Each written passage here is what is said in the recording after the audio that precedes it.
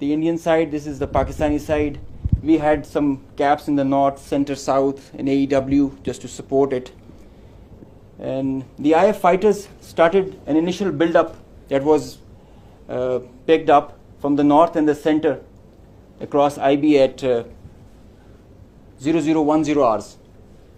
And by that time, PAF had initiated its response within 2 minutes. By 0012, our response was activated. The IF started to get their fighters get airborne in large numbers. By the time it has come to 12:30, we were pretty sure that this is going to be the day and the time to knock some sense into these guys once again. So we commenced our multi-domain operations, the pride and joy and the new concept of war that we have. This is the picture that's getting jumbled up. We have huge number of IF fighters that are stacked up in azimuth and in vertical all across, and the PF DCA response is in position. The complete package, when it gets into shape, it is on 4 axes, and we perceive that they will have 4 incisions just to embroil. Up to 60 aircraft, including 14 Rafales, were electronically ID'd by all through our electromagnetic operational environment. We call it the EMO. So by the time they were in air, we had sorted out and contracted all fighters and accounted for.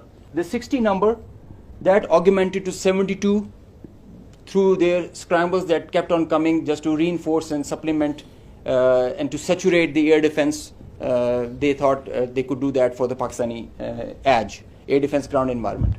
The complete DCA package response by Pakistani side was also there. We had 42 high-tech aircraft on our side, and the strategy was to have force concentration in our selected AOR and fight at our own strength. PF fighters ensured Pakistan's air sovereignty, and because of that, we first rerouted all civilian traffic that was about to go from Lahore, Islamabad, and this area, because we thought that this is going to be the hot plate. So we wanted safety for all the civil airliners. When they had seen this kind of a strong defense on our side, they resorted to launching their air-to-ground weapons while being cis-frontier. And as soon as they had launched the weapons, we could ID that instantly. And the Chief of the Air Staff, as I mentioned, he was in the COC. He has been there for a couple of nights. I have seen him there. So when I said that he spearheaded and he led from the front, he really did that. And he changed the contract. We were given the rules of engagement first to deter. And as soon as this thing happened, we changed our rules of the game in the air. From deter to assure kill, deny own loss. PF strategy changed. We had a plan. We thought that Indians, the last time they said that they would have Rafales and they could have created any difference. So we targeted their center of gravity and the Rafales. That's why you see good numbers for that. We would have had more numbers, but we showed restraint. Ladies and gentlemen, the thing about this whole playtime was this thing lasted for more than an hour. With so many large number of aircraft, so many large number of aircraft on both sides, with so many grinds, and the flow of the BVR, the modern warfare has changed so much that the long stick, the employment is if you don't shoot, you get shot. So that is why the art was to employ them optimally, and that was a big challenge for us. That is why I say that it has never happened before. These are the locations with the range bearing, electronic ID that we think that we are sure that we have shot. A MiG-29 was shot 8 miles from LOC, bearing 243, 20 nautical miles from Srinagar. A Su-30 was shot 192, 19 miles, 25 miles from LOC. We have the exact details because you cannot, in the modern battlefield, you cannot conjure up things out of imagination. you have an electronic ID. The aircraft gets picked up by his data link.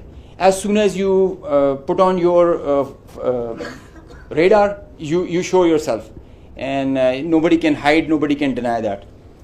A Rafale was shot 54 miles from LSC in Srinagar. So you can have all these details. We have exact range bearings because and when you employ your weapon, you know exactly when the missile is getting active, when it is getting and the blip is disappearing, which is verified as you get down for the debrief.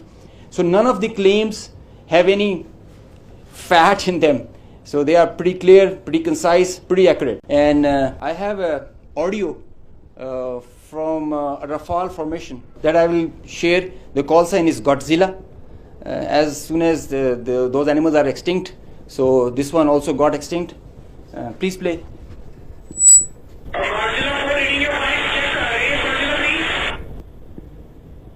So he's asking whereabouts of his formation member.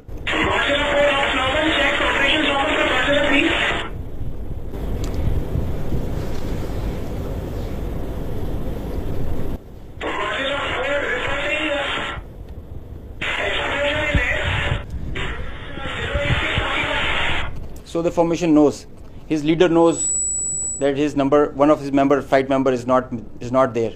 They have an RT. This is the original RT that they are exchanging, and they are asking about his position. He's giving his own operations as fine, but he has claims that I've seen an explosion in the air.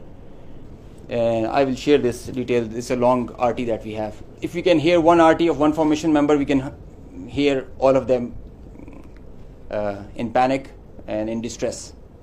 So the idea was to just to prize you guys and to share with you how complicated this was, how if this example can be taken not to do when you know that the adversary has the long stick. But I must say that it is not the equipment that matters all the time. It is the training, it is the leadership that gives you the direction and the ownership that it shows. That's what matters. And the training, the operational competence that the whole formation has. And I hope they are slow learners, but I think they can get the drift of not doing it again. Thank you.